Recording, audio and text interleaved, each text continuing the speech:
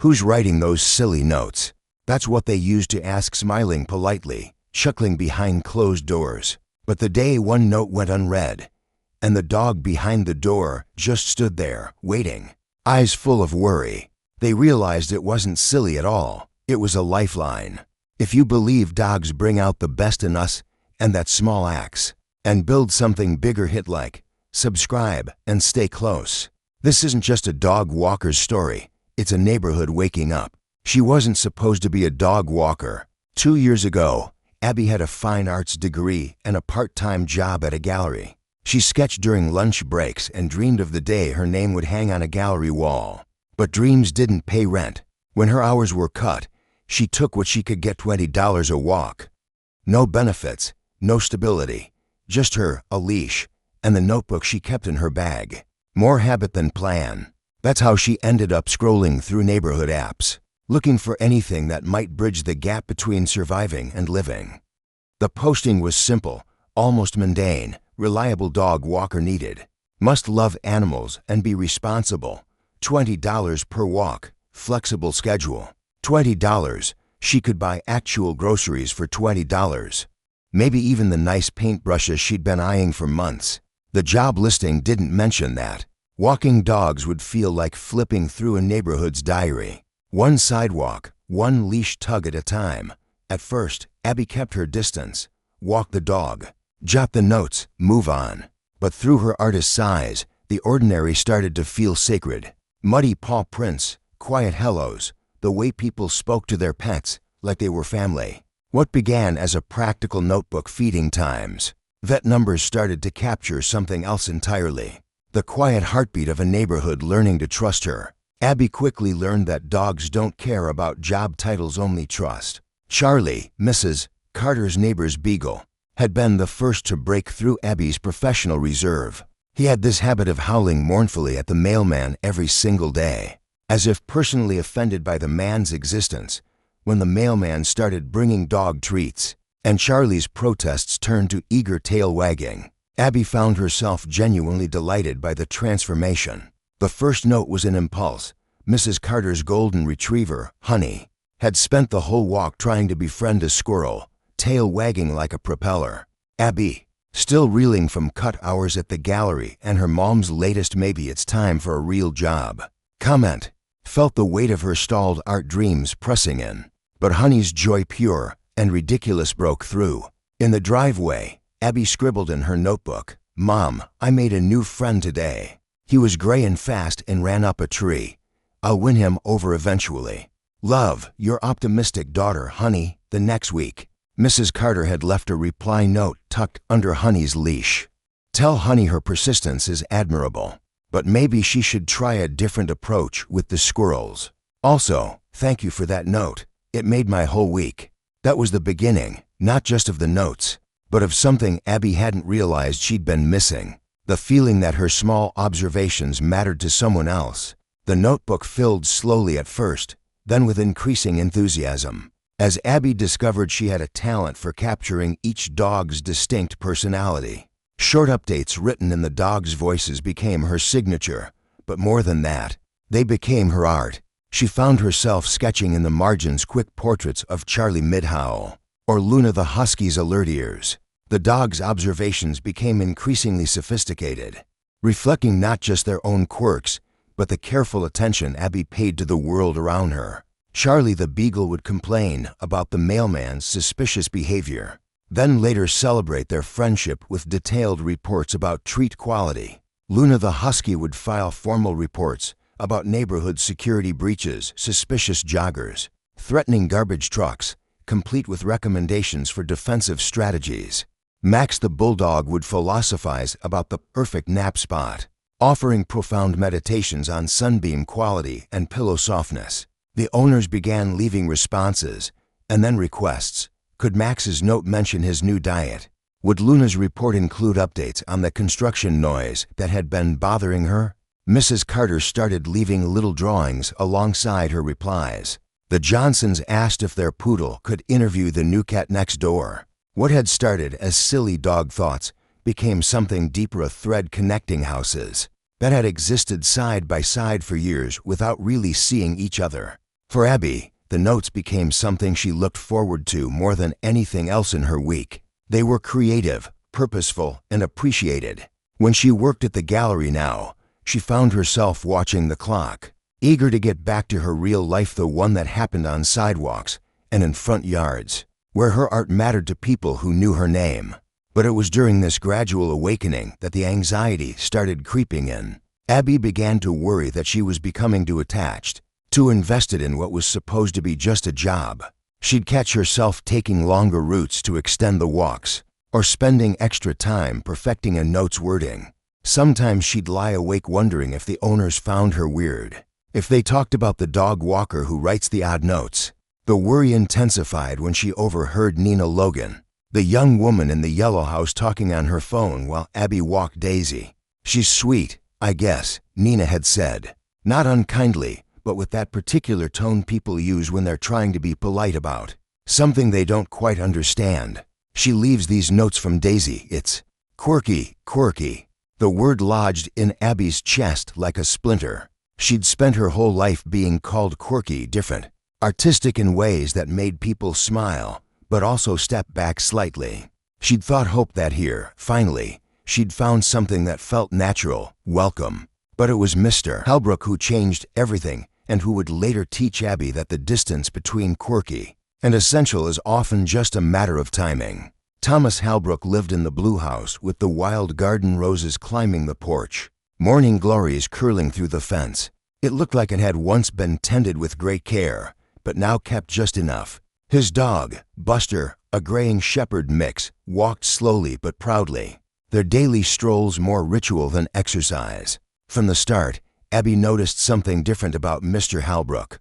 He wasn't just polite, he listened.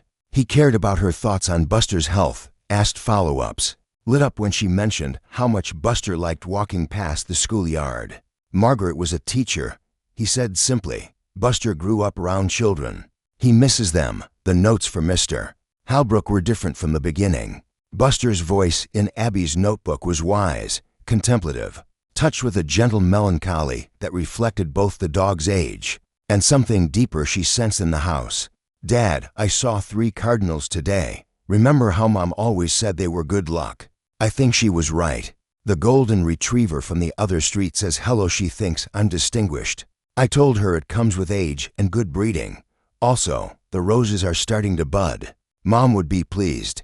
Love, your distinguished gentleman, Buster."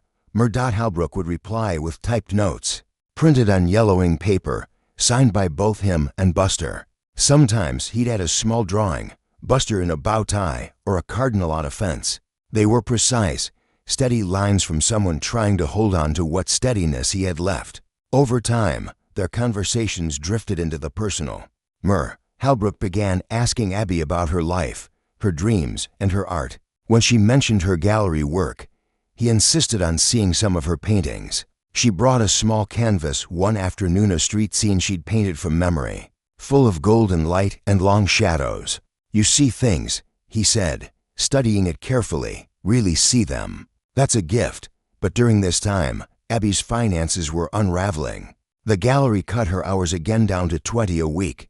Dog walking helped, but it wasn't enough. She skipped meals, stretched groceries, and chose between buying paint or paying the electric bill. The pressure crept into everything. Her notes grew shorter, less playful.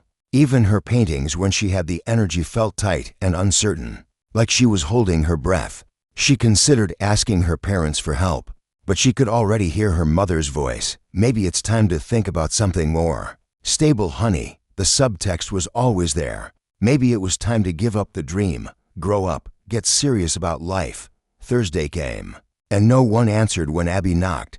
She stood there, clutching Buster's leash, running on 3 hours of sleep and too much caffeine. The night before, she'd updated her resume, circling job listings that felt like slow suffocation in bullet point form. Maybe Mr. Halbrook had a doctor's appointment she forgot about. She left the usual note, though her heart wasn't in it. "Dad, I guarded the yard from the suspicious joggers today. Also, I think the roses miss Mom's singing. Maybe we could play her favorite music outside. Love, Buster." Friday, the note was still there, its corners slightly damp from overnight dew. Saturday morning felt off. Abby paused in front of the blue house, eyes lingering longer than usual. The newspaper was still on the porch, two of them now, Fridays and Saturdays, both untouched. Buster's water bowl was empty, a few dead leaves swirling inside. The curtains were still closed, though Murdat Halbrook always opened them by 7. In 8 months of walking dogs, Abby had learned the rhythms of the neighborhood: who rose early, who left porch lights on too long, the quiet choreography of normal life. But this felt like a skipped beat. She almost kept walking. She had enough of her mess to manage. Rent overdue, job prospects bleak, energy running on fumes. Mr. Halbrook wasn't her responsibility. She was just the dog walker, the girl with the silly notes, and not much else figured out. But Buster's face appeared at the front window, and something in his expression, alert, waiting, worried in the way dogs get when their routine is disrupted, chose for her. She'd seen that look in her reflection lately. The wide-eyed uncertainty of a creature whose world had become unpredictable. The key Mr. Halbrook had given her months ago for emergencies felt heavy in her hand as she unlocked the front door. "Mr. Halbrook," she called softly, her voice carrying the particular tone people use when they hope for an answer, but fear what they might find. Buster led her to the bedroom, his nails clicking on hardwood floors that Margaret had probably chosen, past photographs on hallway walls showing a lifetime of shared moments. Thomas Halbrook lay conscious, but weak on the bed, too dizzy to stand. His phone just out of reach on the nightstand like a cruel joke. He'd been there since Thursday evening. He explained in a voice that sounded smaller than usual, not just physically weakened, but somehow diminished. A spell of vertigo that wouldn't pass. Probably his blood pressure medication needed adjustment, but lasting longer than any episode he'd experienced before. "I kept thinking it would pass," he whispered, embarrassment coloring his words. "I didn't want to be a bother." The phrase hit Abby like a physical blow. This kind, generous man who had encouraged her art, who had made her feel seen and valued, was afraid of being a bother. The same fear that had kept her from asking for help, from reaching out when her world was crumbling, from believing she deserved care and attention. Abby called 911, then sat with him until the paramedics arrived. Buster pressed against her leg as if anchoring them both to something solid. Mr. Halbrook's hand in hers felt fragile, papery, but his grip was firm, real, present. At the hospital, as they prepared to wheel him away for tests, Murdat Halbrook squeezed her hand.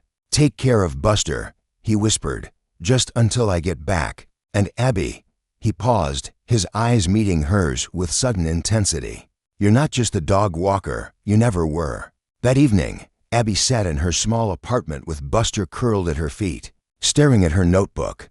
The pages were filled with months of silly observations, dog thoughts, and neighborhood gossip written in paw print perspective. It had seemed like such a small thing, these notes, these connections. But looking at Buster's trusting face, feeling the weight of Mr. Halbrook's words, she realized how much weight those small things could carry.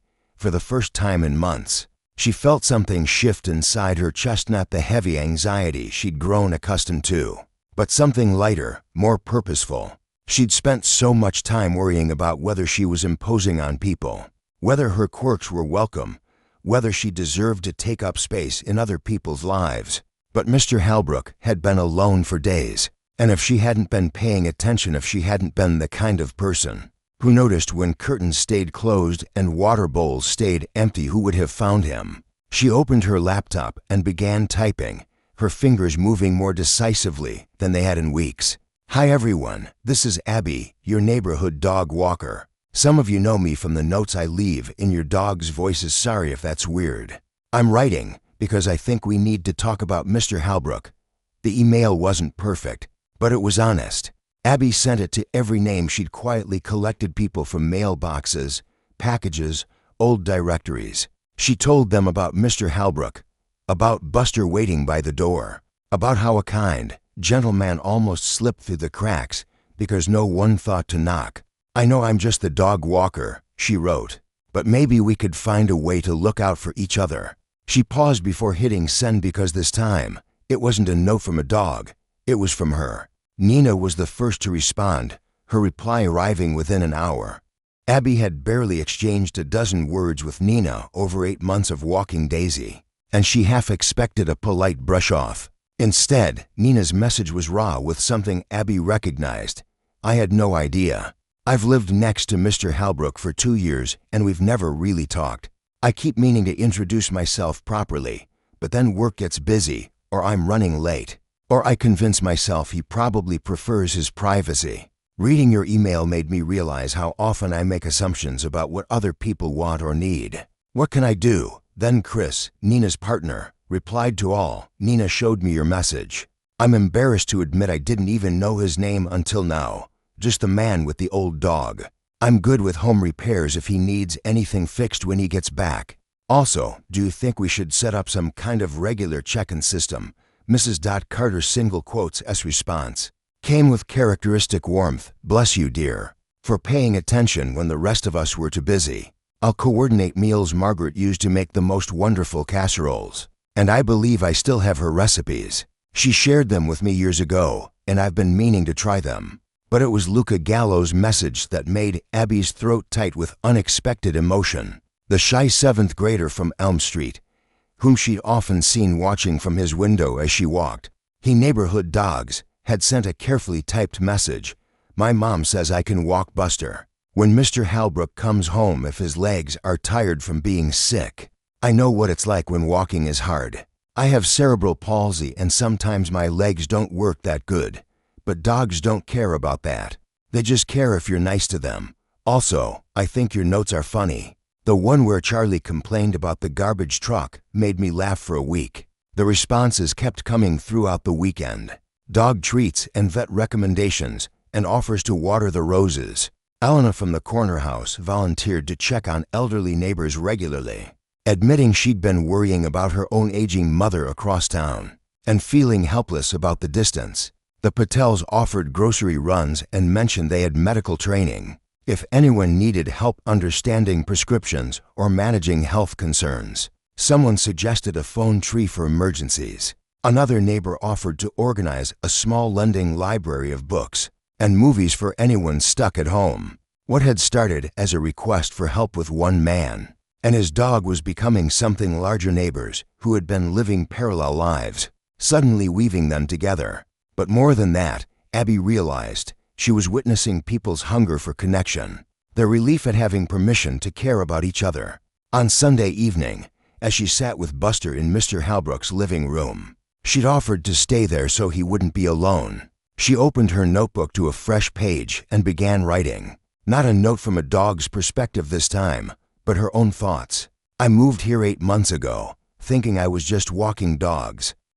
I didn't expect to get wrapped up in your lives, your routines, your quirks, your quiet victories. But today I realized something. Noticing matters. A closed curtain can be a cry for help. A silly note can become a lifeline. Mr. Halbrook is going to be okay, and maybe we all are, because we're not alone anymore. She didn't send this note to anyone. Instead, she folded it carefully and placed it in her notebook, between pages of dog observations and sketches, her private manifesto for a life she was finally learning to value. When Mr. Halbrook came home 5 days later, steadier on his feet with adjusted medication and a small arsenal of devices to help prevent future falls, he found his refrigerator full of casseroles labeled with heating instructions and ingredient lists, his roses watered and weeded, and a folder of get well cards on his kitchen table, some store-bought, others clearly handmade by children, all signed with names and addresses he was just beginning to learn.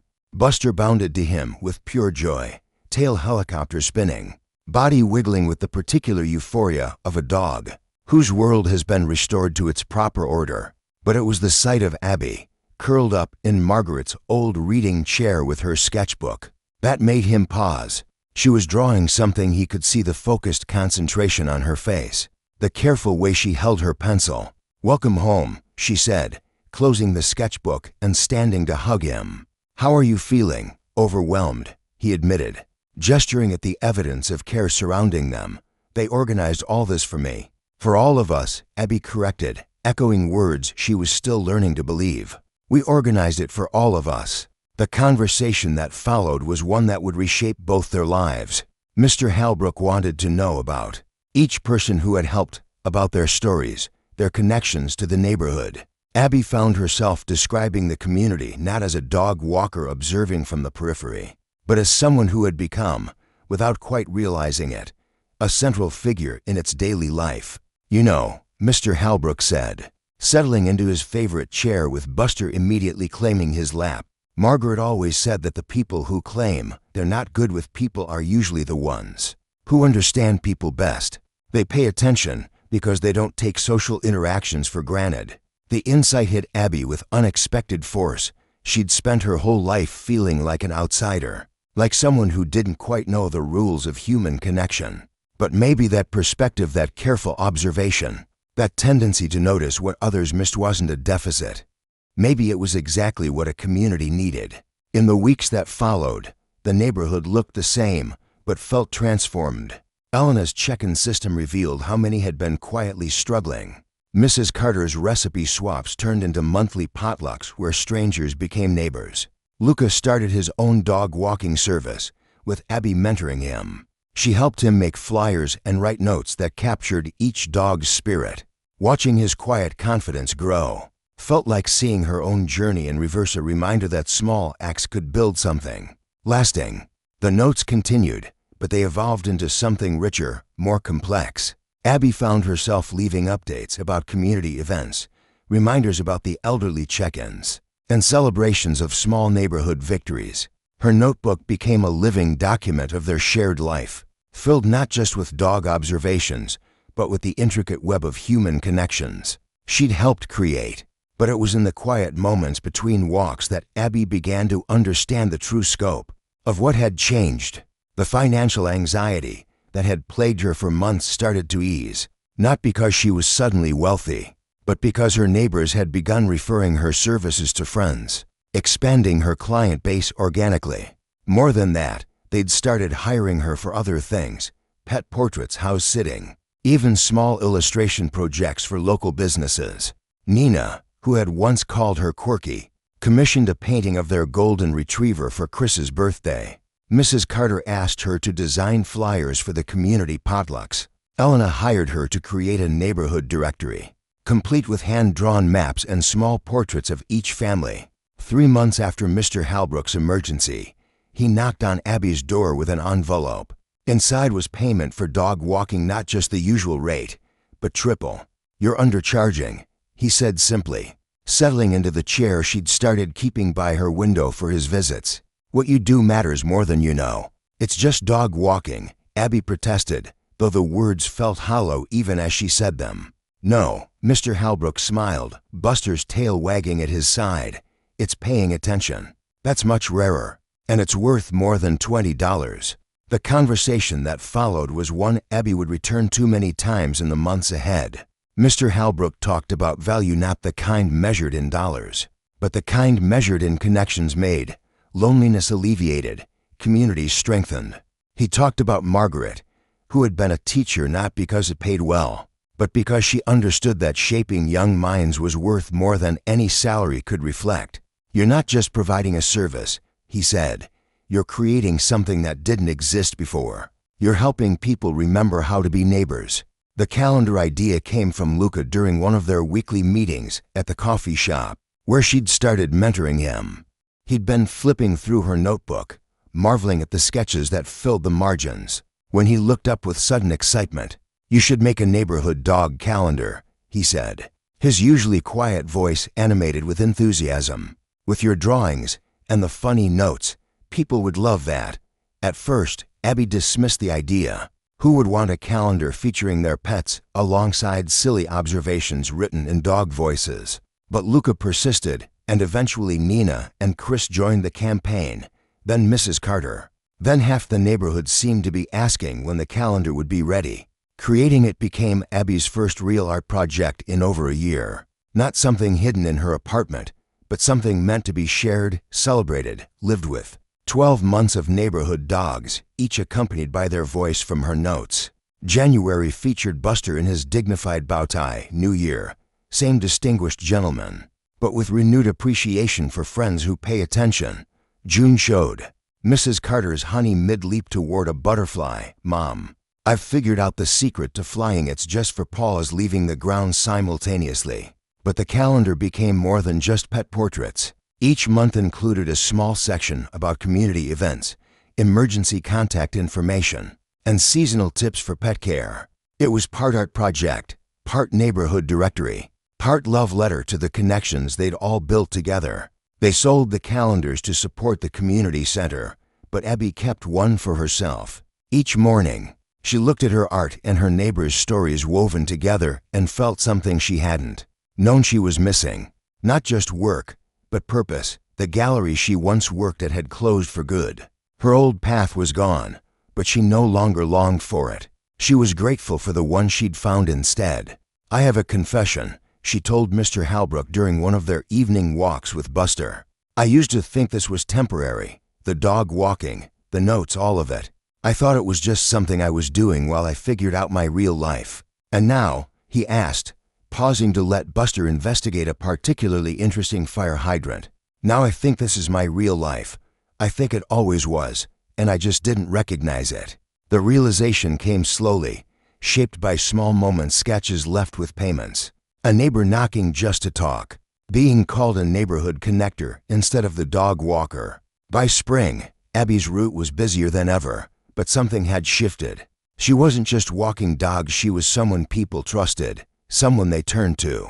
She still painted, still dreamed, but this wasn't a placeholder for her real life.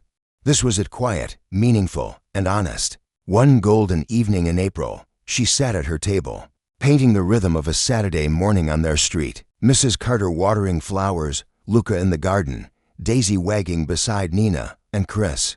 Her world on canvas. Her phone buzzed with a text from Mr. Halbrook. Buster insists he needs to dictate an important message. Can you stop by when you have a moment? 20 minutes later, she found herself in his living room, notebook ready, while Buster sat with unusual formality in front of her. He's been thinking about this all day, Mr. Halbrook said, barely suppressing a smile. Go ahead, Buster. The dictated note that resulted was longer than usual, more philosophical. Dear Abby, Dad and I have been discussing the nature of purpose. He says some people spend their whole lives looking for their calling, never realizing they're already living it. I think he's right. You came here to walk dogs, but what you really do is help people remember they're not alone in the world. You notice when curtains stay closed too long. You celebrate when old dogs make new friends. You write down the small moments that make life worth living. That's not just a job, that's a gift. Thank you for sharing it with all of us. Love, your grateful philosopher, Buster, with editorial assistance from Dad. As Abby read the note aloud, she felt something shift in her chest, not the anxiety she'd carried for so long, but something warm and settled, like a puzzle piece finding its proper place. There's something else, Mr. Halbrook said quietly. I've been talking to some of the other neighbors. We want to make this official. Make what official? Your role here. Nina's partner Chris works in nonprofit administration, someone who coordinates neighborhood support, organizes events, and maintains the check-in network. It wouldn't be a huge salary, but combined with your dog walking and art sales, it might be enough to make this sustainable. The offer was more than financial security, it was recognition, validation that what she'd built mattered enough to formalize, to invest in, to preserve. When Abby got home, she tucked the note into her notebook, nestled among sketches, dog thoughts, and quiet observations of a neighborhood that had learned to care. Then she turned to a blank page and began writing, not as a dog, but as herself. Dear Thomas, Buster, and everyone who made this possible.